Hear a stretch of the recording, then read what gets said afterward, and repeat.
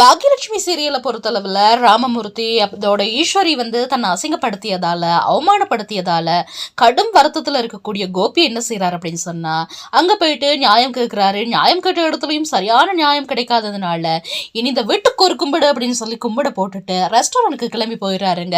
அப்போது அங்க என்ன நடக்குது அப்படின்னு சொன்னா அவருடைய ஃப்ரெண்ட் இருக்கிறாருல சதீஷ், அங்க போய் அவர்கிட்ட புலம்பி தீக்குறாரு. ஒரு பக்கம் என்னன்னா ராதிகா அம்மா அப்பா எல்லோருமே முக்கியம்னு சொல்றா, ஆனா அங்க போனா என்ன பிள்ளையே இல்லை அப்படின்னு சொல்லி சொல்றாங்க. ஒட்டு மொத்தமாக நான் லைஃபை பொறுத்தளவுல தோத்துட்டேன் அப்படின்னு சொல்லி உடைந்து போய் புலம்புறாரு. அப்ப அவரோட ஃப்ரெண்டு தான் சொல்றாரு, இல்ல இதெல்லாம் நீ கவலைப்படக்கூடிய விஷயமே இல்லை, ஒழுங்கா நீ பிசினஸை மட்டும் கவனி, உனக்கு எதுவும் பிரச்சனை அப்படின்னு சொன்னா நான் பாத்துக்கிறேன், நீ இன்னும் நிறைய சாதிக்க வேண்டியிருக்கு. அதே நேரத்துல இனியாவை ஸ்கூல்ல இருந்து ராமமூர்த்தி ஈஸ்வரி இருவருமே அழைத்து வராங்க. வெயில்ல அலைந்து திரிந்து ரொம்பவே டயர்டாகி போயிட்டு அவங்க வராங்க.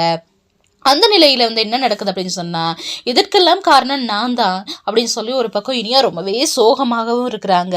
பாக்யாவும் என்ன செய்யறாங்க அப்படின்னு சொன்னா மாமனார் மாமியாரை பார்த்து ரொம்பவே வருத்தப்படுறாங்க. என்னதான் செய்யறது, இந்த வயசான காலத்துலயுமே இவங்க எனக்கு இவ்வளோ சப்போர்ட்டா இருக்கிறாங்களே, எனக்கு உறுதுணையா இருக்கிறாங்களே அப்படின்னு சொல்லி ஒரு பக்கம் கண் கலங்குறாங்க.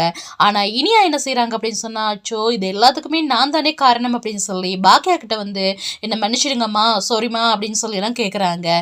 அப்ப பாக்யா சொல்றாங்க, தாத்தா பாட்டி இந்த குடும்பத்துக்காகவே நிறைய கஷ்டப்படுத்திட்டாங்க. அதே நேரத்துல இப்போயுமே அவங்க நிம்மதியா ஓய்வெடுக்க வேண்டிய வயசுல கூட ஒரு ஓய்வு இல்லாம தான் அலைஞ்சிட்டு இருக்கிறாங்க அப்படின்னு சொல்லி கவலைப்படுறாங்க. இந்த பக்கம் என்னன்னா ராமமூர்த்தியா இருக்கட்டும் ஈஸ்வரியா இருக்கட்டும் தூக்கம் வராம ரொம்பவே தவிச்சு போயிருக்கிறாங்க. அதோட இனியாவை நினைச்சும் ரொம்பவே வருத்தப்படுறாங்க.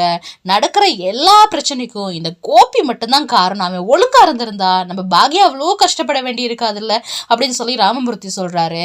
அதே நேரத்துல இன்னொரு விஷயத்தையும் சொல்றாரு. என்ன அப்படின்னு சொன்னா, நான் செத்து எதுவும் போயிட்டேன் அப்படின்னு சொன்னா இந்த கோபி மட்டும் எனக்கு கொல்லி வைக்கவே கூடாது, அவன் பையனே கிடையாது அப்படின்னு சொல்லி சொல்றாரு.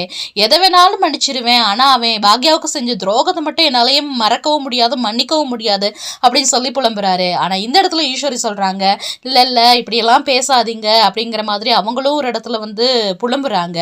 அதே நேரத்துல என்ன சொல்றாரு அப்படின்னு சொன்னா ராமமூர்த்தி, இந்த பாக்யாவுக்கு செஞ்ச பாவம் உன்னை சும்மாவே விடாது அப்படிங்கிற மாதிரி பேசுறாரு.